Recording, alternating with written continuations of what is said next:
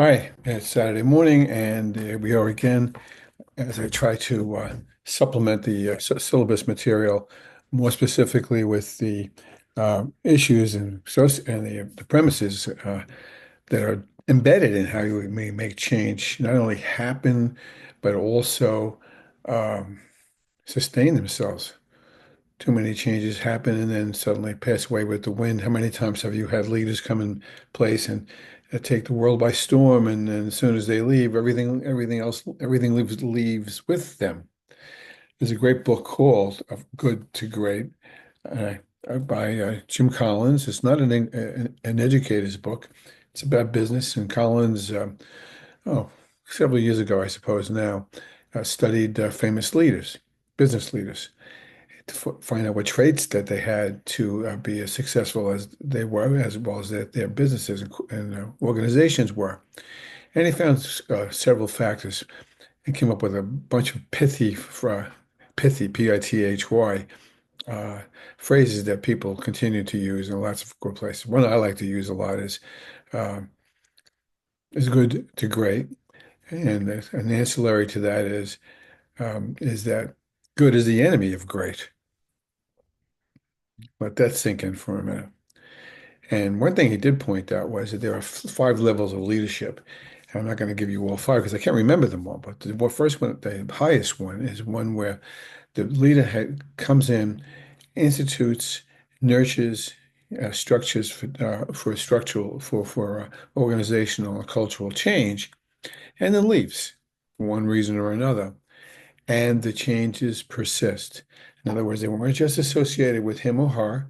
They, in fact, became part of the culture, to continue to use that word ad nauseum. And so that's what the great leaders do.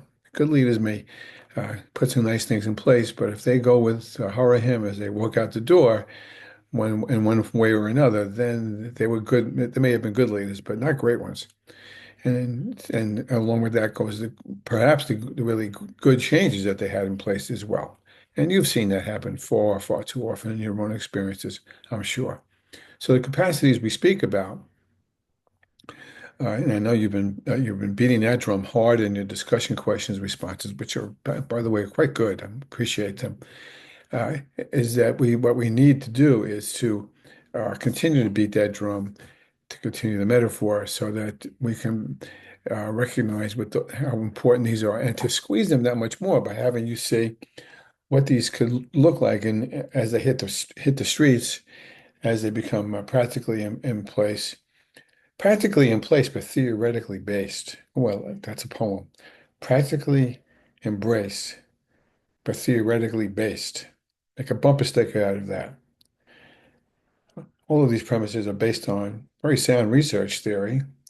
I love teaching that course, as nerdy as it may sound, when you can make the what I call the concrete bridge from the esoteric, idealistic, nerdy things back to back to the streets, that back to the concrete, whether you're asphalt or whatever you want to call it. And so what I've been trying to do is give you those because I don't think the required readings do that enough for you, nor most of the YouTube. So I'm getting feedback from a lot of you saying, well, tell me more. I want to know more because you recognize how these go into your, what I use two different phrases and think about the connotation of both of them into your toolkit and or into your arsenal. I'm smiling a little bit about the word arsenal because that implies an adversarial thing, something like what's going on in current events, if you think about it. You got some really rapid, aggressive changes going forth that are maybe deliberately adversarial, certainly have evolved to adversarial for numbers of reasons that I won't get into.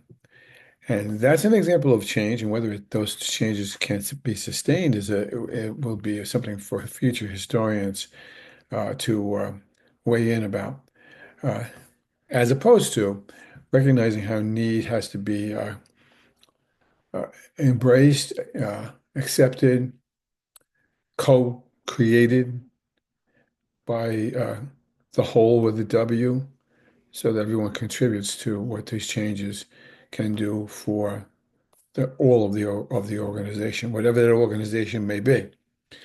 So we move forward. Now, I'm going to jump to a different lily pad for a moment because I want to make sure I get this in. Yesterday, it was Friday, I posted an email. I posted an announcement, and I think I posted something else to remind everyone that there was a special video put up yesterday. It's only 7 minutes long that I'm actually begging you to watch. It's brief, obviously, it's 7 minutes, and it's also reflective of several of you who had the foresight, and I congratulate you for that word, for that thinking.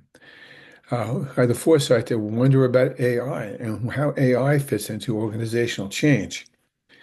I have a lot of opinions about that. And to use one of my favorite phrases, if we had 30 hours, we could do 30 hours and then some on that.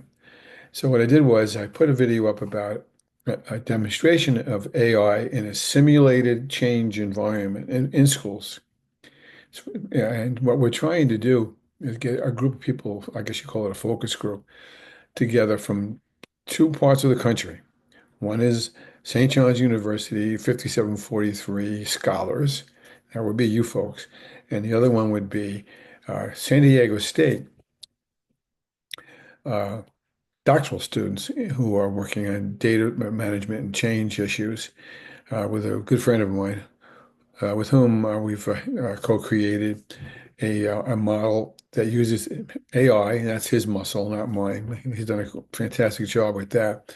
And my premise is about change, more specifically about futures and simulations. So what we want to do is just give you just a snippet of what AI can and will potentially do to assist you leaders in making change happen. It's, you've never seen anything like this. I'm promising you that. It'll be about an hour, less than an hour long, maybe probably a lot less than that. So we'll just kind of give you a little bit of a, I forgot the exact term, a little teacup sip of this demonstration, so you can see how AI can support human beings. That is to say, us, in formulating change decisions and implementing them in a change design. And it's absolutely unique and something that you could take when we develop it this morning, get it out to you. We take it from there. We really are looking for some input from you. What you're going to do is you're going to make decisions at St. John's. You're going to send the choices real time over to San Diego. They're going to review what you say, and they're going to send you their response to you, and you're going to respond to whatever they're thinking about the same artificial intelligence scenario that we're going to work with you. And then you're going to the two groups who are not competing with each other. It's not as though one will win and the other one won't. That is not the issue. How collaboration comes to play in formulating true change decisions. Now, I have two people who have already volunteered. I need at least two or three more in order for us to do this. We're looking at doing this on July 9th. Excuse me. On my office hours time, although the course will have finished on the day before, actually, in truth. So that would be July 9th from 4 p.m. my time to 5 p.m. our time, wherever the time is in San Diego. We'll sync that up as such. This is not asynchronous. Speaking of the sync word, it is not asynchronous. It is synchronous. So you have to physically be online all at the same time. So again, I have two people who signed up to the link. I need two more, but I'll take all of you if you want. Please, please, please, please, please. I'm begging you for the sake of learning and leadership to uh, if you have the time to volunteer to be part of this. And I will remember you in my will, whatever that means as such. Okay, I'm hoping that you can do that. Now, speaking of collaboration, something that's come up implicitly in a lot of the things that you've spoken about, especially in your journals and in your DQ responses, is the capacity word. And capital certainly has become a a strong vocabulary word among all of you, and as well as with culture, which is not used as often, I've noticed, but still is there. And now we're talking about, well, how do you do this collaboration thing? Especially those of you who are concerned about ELL issues, because it's difficult often to get a school organization or the community to know how to collaborate with each other. And that falls to individuals who have a certain skill set that is not, that many leaders have, I would like to say, instinctively, but not necessarily, or I just thought of something really ridiculous I'm going to say in a minute, but not necessarily naturally, organically. And that is how to enable people to truly collaborate, he shouted. Now, I'm jumping to another lily pad. I'm smiling because I don't, forgive me, and I apologize. If any of you have, I can't believe we're even sharing this. If any of you have Apple TV Plus, there is a series on Apple TV Plus called Murder Bot. It's a science fiction series. Uh, it's I won't even try to explain all of it. I'm smiling because I've become quite enamored of it. And a major piece of what this is about is a group of they're not astronauts because this is off in the future someplace, who are sort of trapped on a desert planet and have to survive as well as fulfill their mission with the help of a murder bot, which happens to be kind of an android robot individual. He's a pretty cool guy, actually. The crew of this mission is are not a renegade to they haven't run away from anything, but they have a different way of governing than you might expect in any kind of military operation. And it's all, he shouted, all, capital ALL, all about collaboration. So there is a leader, and she directs how things go, but nothing happens unless they all agree on what they have to do. It's very, very interesting. If you watch one of the shows just for that, you would have a different way of looking at collaboration and consensus. And I am very enamored of the show, and I think it's got great worth, and that which it was also says pretty entertaining.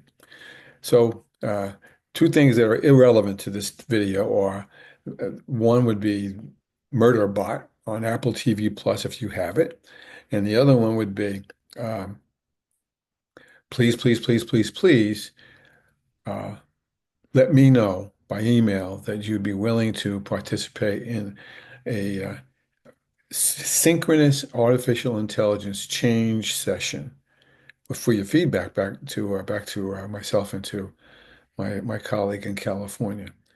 Be kind of interesting, more than kind of interesting, I suspect. All right, so I have a quick PowerPoint.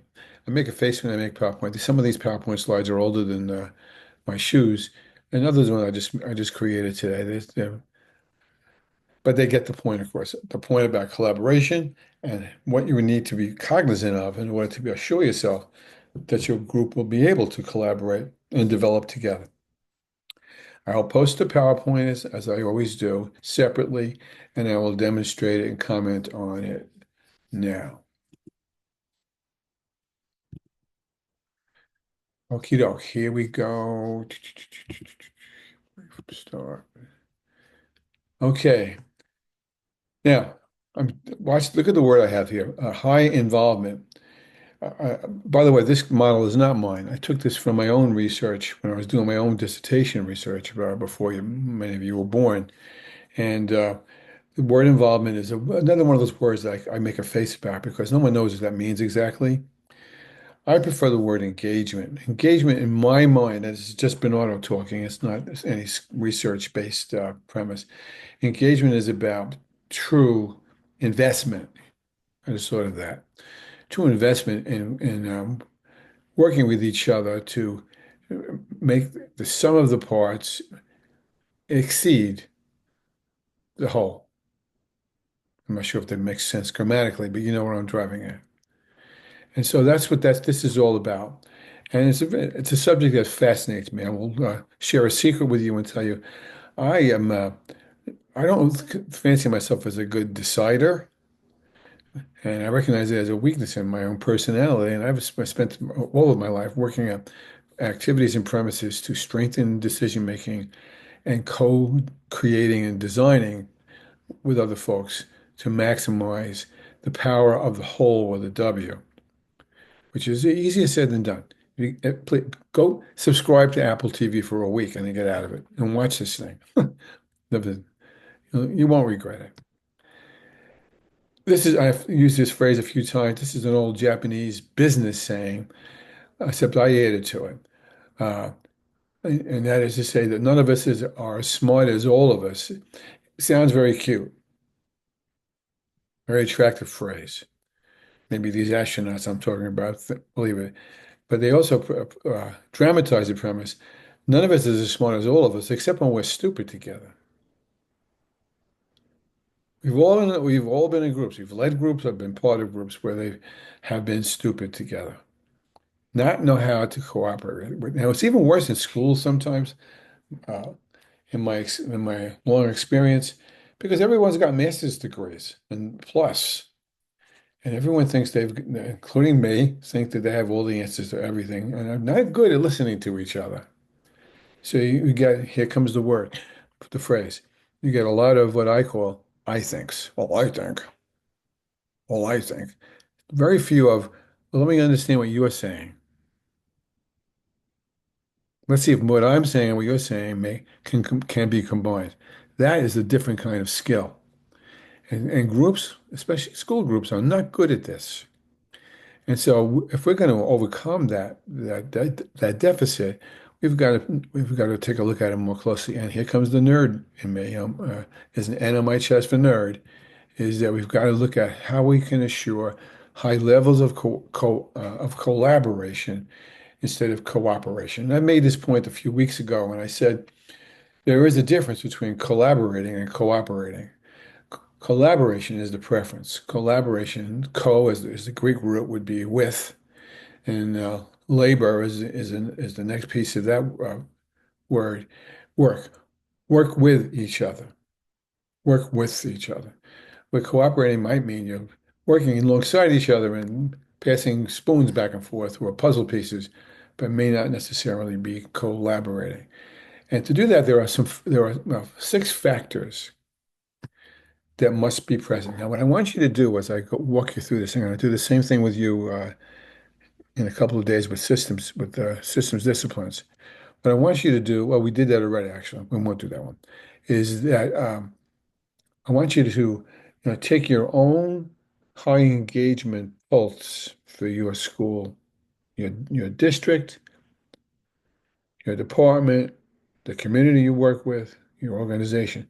To what extent do these premises exist all at the same time? Because if they're not all present, things will go south.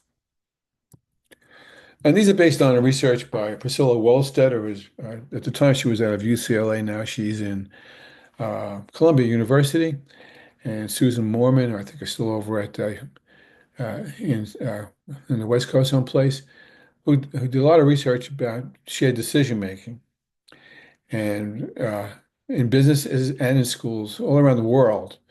And they came up with what we call, and they based it on another researcher named Edward Lawler. You don't have to worry about any of that, but who first studied businesses about it. And what they did was they studied school systems, Mormon and Wohlstetter.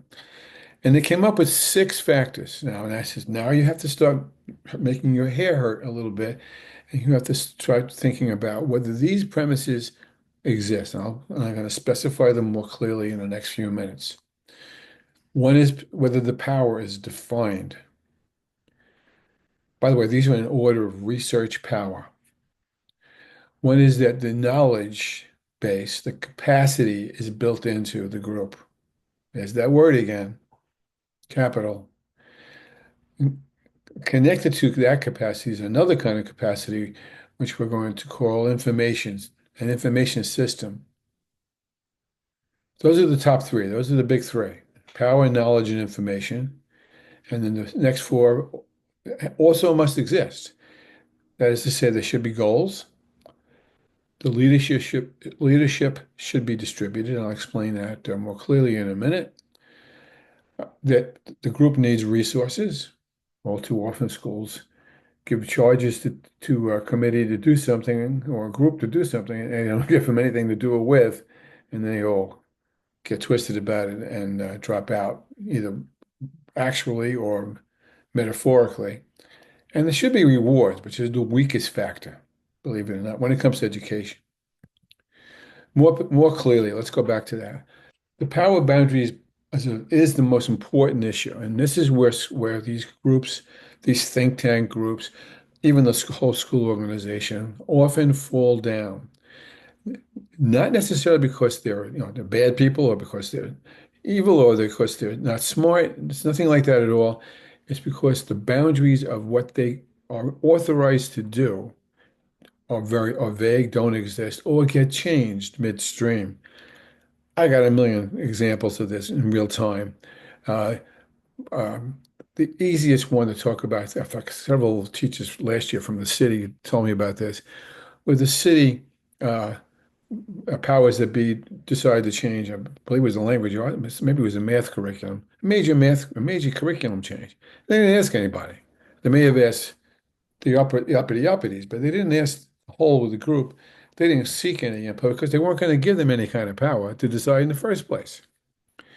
I've led and I've been part of too many committees picking out textbooks. I got interviewed for assistant superintendency in a district in which I should have taken a job when they offered it to me. Uh, w- uh, the teacher said to me, "Well, if we pick a book and you don't like it, oh, what should we do? What would you do about that?" And I was actually sort of shocked. And I said, "I would never pick a book for you. You have to pick it and then share it with me and let me see what it's about so we can work this out together." I got the job offered to me after that last sentence. It just wasn't the culture of that place. When I said that to them, uh, they fell in love with me. And they had to fall in love with me. And basically, what I was trying to drive at was I would always say it's your decision. If it's not your decision, then I can't do that. All right. For example, I was in charge of a transportation committee. Need 30 hours to hear that story about busing schedules. How I got that job, I don't even know, although I enjoyed it. And parents from all around the district and the bus drivers and all sorts of people from central office were on the committee. And I said, and board members, and I said straight away, none of us has the authority to make the final decision. We, including myself, have the authority to recommend a decision. And if that's not good enough, then you can drop out of the committee. It's fine. It's just like you have to understand that we're recommending. The only group that has the authority to adopt a policy, as you may have learned already, is the Board of Education anyway. So we weren't going to pretend with that. Too many groups are charged with the task and then don't have the authority or the resources to go forward with what they think they should do. And that's when things go to heck in a handbasket. And so every time we have, for example, looking at a change, let's say worrying about as I am worried about the gap between uh, students in need groups and the general population's performance uh, differences. Well, then for heaven's sakes, uh, you've got to know what you can do and what you cannot do.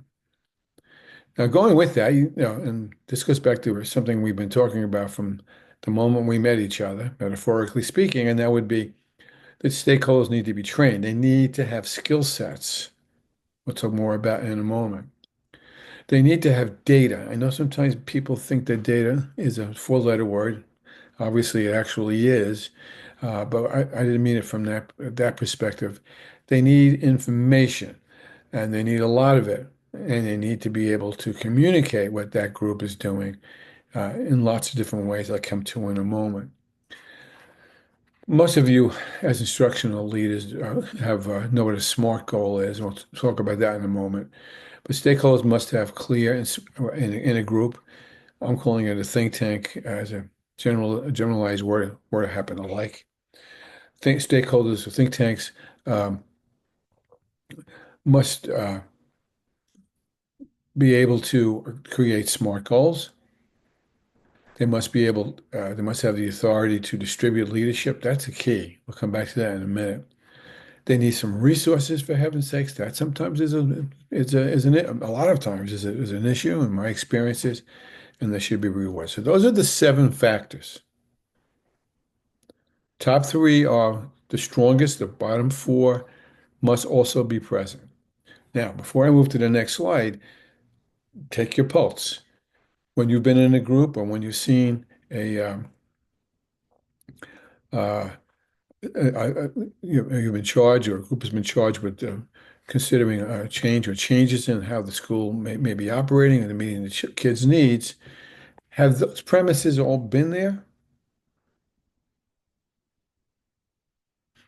Take them one at a time and go from there. So we've just talked about power. That's about authority, what you can do and what you cannot do. I ran a site-based team in my when I was a principal, and it was a terrific group of people, parents and community members and teachers and all sorts of people, all parts of the school system. And our, the last day of school, a teacher was arrested for improper behavior with a student and hit the newspapers, as you knew it would. It was a very unsavory, horrible situation. And my site-based team wanted to meet with me, and I met with them, and they wanted me to fire the teacher.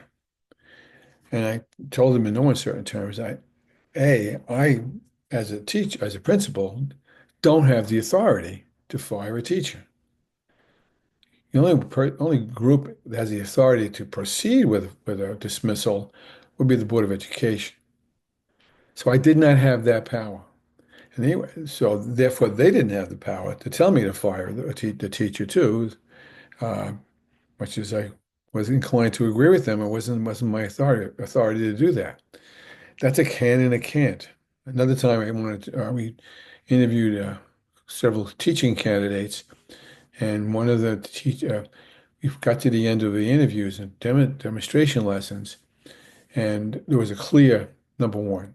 One person was clear number one, and there was a couple. It was kind of gray about who was number two and three, but they were all quality people. But by heads and shoulders, one person was without a doubt the person we all agreed on. And so I said, let's make sure we know who number two is. I had an inkling that she was not going to take the job if we offered it to her because she had all job offers from 88 other places because she was such a great candidate. So we couldn't agree on that. And I said, well, okay, let's understand that by law, not by by the rules of the school, you need to understand that I can recommend hire. You cannot. You as a group cannot, but I can recommend to hire. Even I don't have the final call on that. That's up to the superintendent and to the Board of Education. So I thanked them all. Everybody shook their heads except one person. And I went over to my office and I called Michelle, number one candidate, and I said, "Congratulations, we'd love to have you." And she said, "Oh," I said, "Dr. B, I'm really sorry. I'm going to take a position in school XYZ in another district." And I begged her and I offered her my firstborn and so forth to have her come on. And she says, love to work for you, but the other district is a better situation for me. So I thanked her and I said, okay, I have to go to number two. Now, I had a number two in my head who had the plurality of the groups, but not the total consensus of the group. I reconvened the meeting, maybe the same day or a day later, and I said, so and so has declined the job. I'm appointing my number two, and my number two was Miss X. And the group said, okay. And one teacher was adamantly opposed to my choice and said so. So I reminded her about how had honorably laid out the rules, and mindful of the power definition issues. And she kind of went back and forth with me a little bit about it.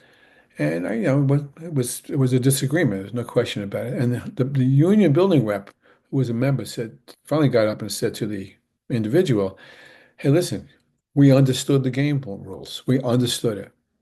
That's it. The game's over. And it's the only way you can run that. So the power must be defined. The task, whatever the charge is, must be clearly defined. They can't be vague, and you need to know the cans and the can'ts. There's only like four words on that slide, but this is a very powerful, no pun intended, an important slide for you to keep in your leadership soul. You need to have the capacity, and we talked about this since the beginning of this semester, and you will beyond. They need this the members need to analyze data. They need to know how to make a goal. They need to know how to write an action design. They need to know how to evaluate whether the plan is working. They need to know what to do if they have to change it. Tried XYZ and XYZ isn't working. Do you just keep doing it? Doctor, it hurts when I do this. And the doctor says, don't do it anymore. Are you going to keep doing that, or are you going to get a different way uh, move on? And I can't emphasize this enough, though, really performance belongs more specifically with the next factor. Communication has to be set up to solicit and give strategic input to the non-member stakeholders. Too many plans have failed when we keep people in the dark. And they have to have the capacity to get along with each other. That's another skill set. And we've talked about this without using these terms before, though I have recommended this book several times to different students. And that would be about relationships, people skills, for want of a better term, when the group can work with each other, to listen to each other, to dialogue with each other. Now we'll talk more about that when we go back to Senge and systems thinking disciplines now up in the next week or so. But some of these same terms come back to you with maybe different names, but with the same themes behind them. And so a group can't be effective if there is an absence of trust. I don't have to explain that. You understand that. If the group is afraid to argue, to disagree with each other, not argue necessarily, and I have stories about that that would make your hair curl. If they're afraid to disagree, then how can you move forward? Yeah, I don't. Yeah, that's okay. You think so? I'm with that too. That's not an effective group. That's a group that just wants to get things done. If the group isn't really committed to something, and you've come back into a faculty room, and someone will have said to you, "Hey, how did that committee meeting go today?" And you say, "Yeah, I wasn't really paying attention. I don't care what they're going to do, and whatever." So I just voted with the group. Well, that's a problem because people aren't necessarily willing therefore to stand up for their rights, not their rights, but for what they believe in, or both. And if people don't worry about whether the choice that they recommend or if they put in place, if they're empowered to do that, whether they want to be held accountable for it. Now, this is tricky in school systems. Let's go over to business for a minute.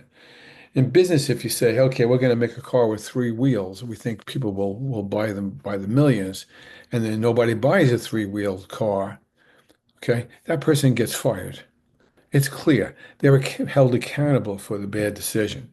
If a politician makes decisions, this is a little bit more gray. If a politician or politicians come together and make a law or a regulation, and the voters don't like it, they in theory vote them out.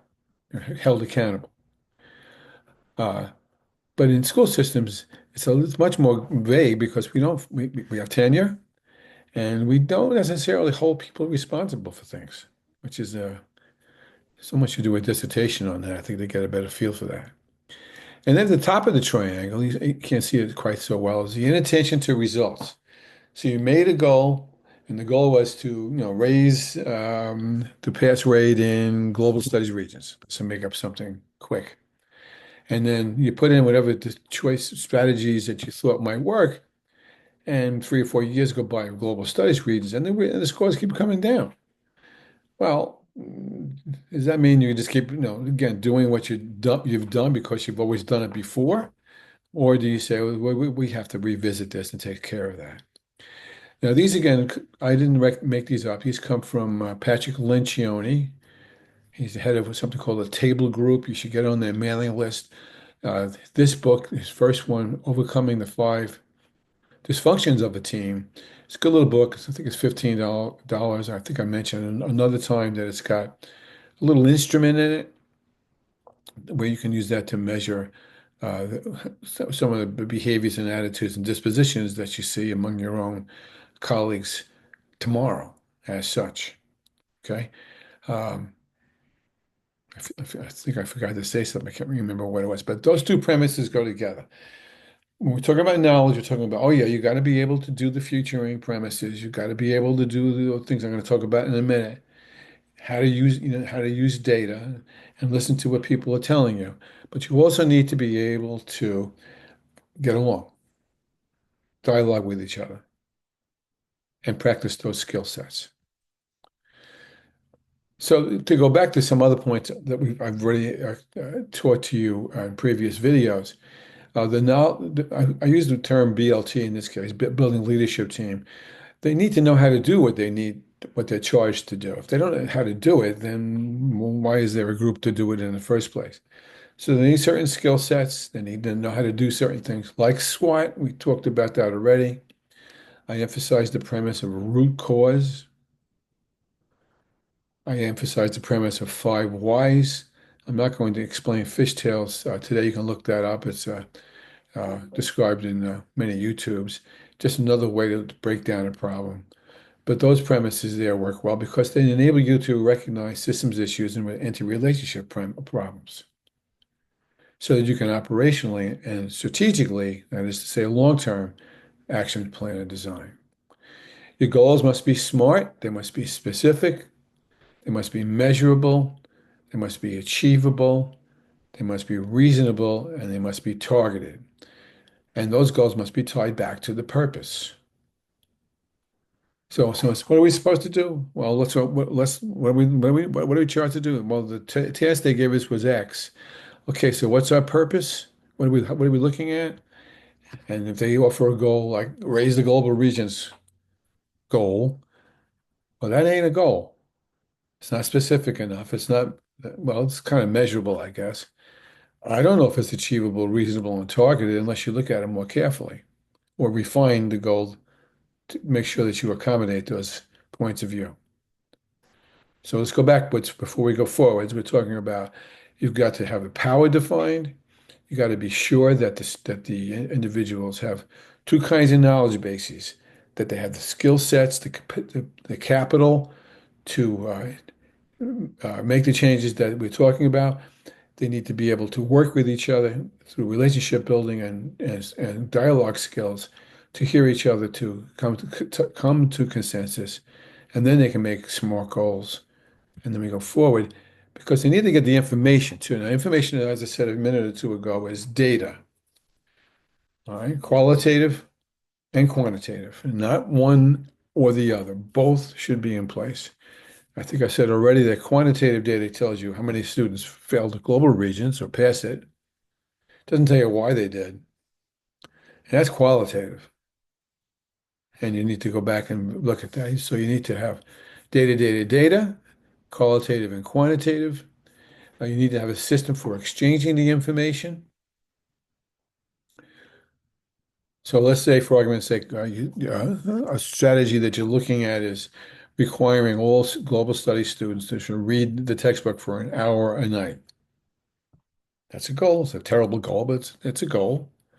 Okay. Well, how do you get that out? Who communicates that back out to the mommies and to the social studies department? How does that get set out? More importantly, is what do you expect the reaction might be from the students, from the teachers, and from the community if you think they're going to be negative responses to a goal as, quite frankly, as silly as that one is. Okay?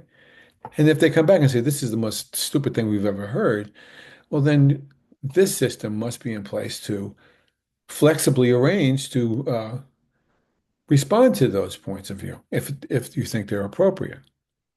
So there's a message and there's the music and the message behind the music to think about always has to be actually set up when you convene the committee the first time. This is what we're going to do.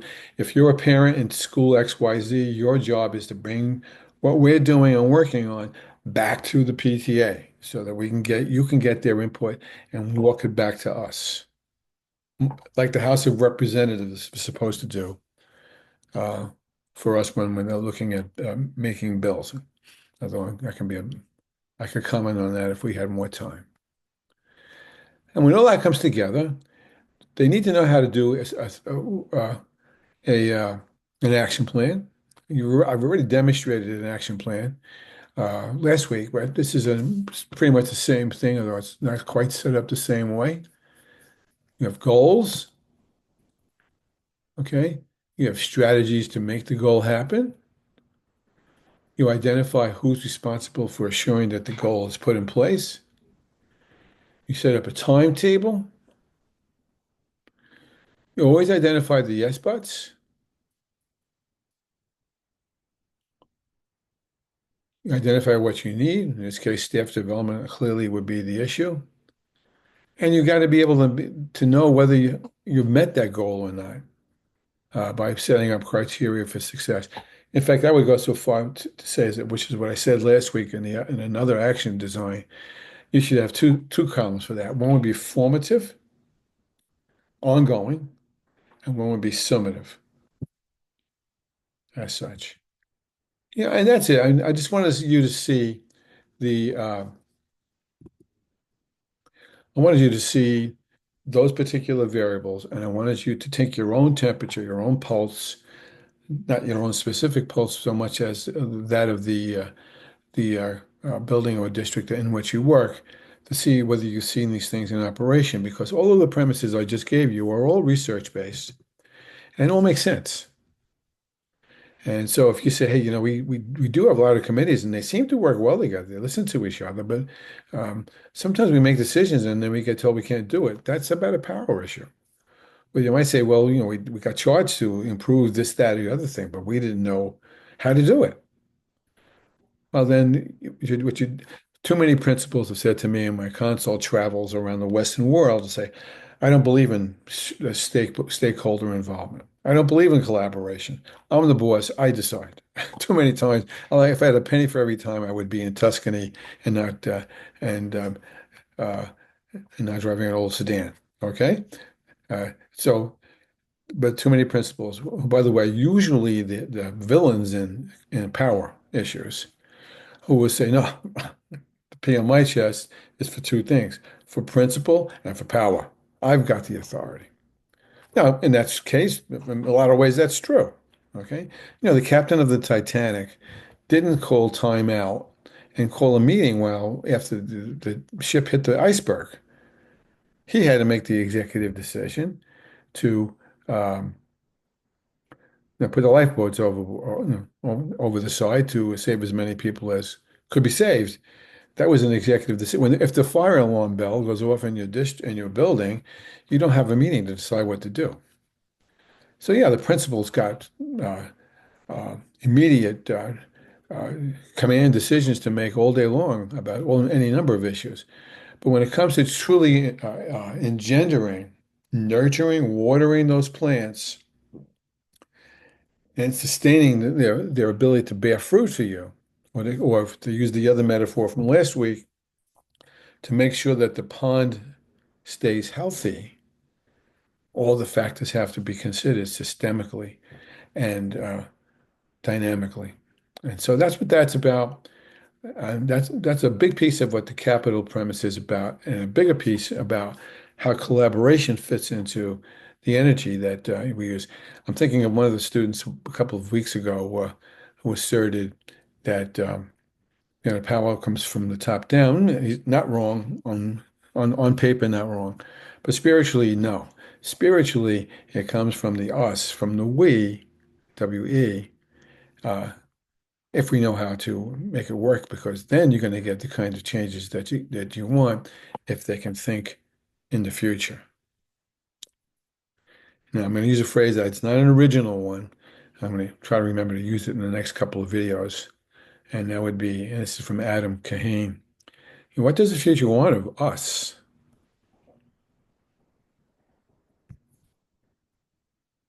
Dramatic pause, and I turn you off.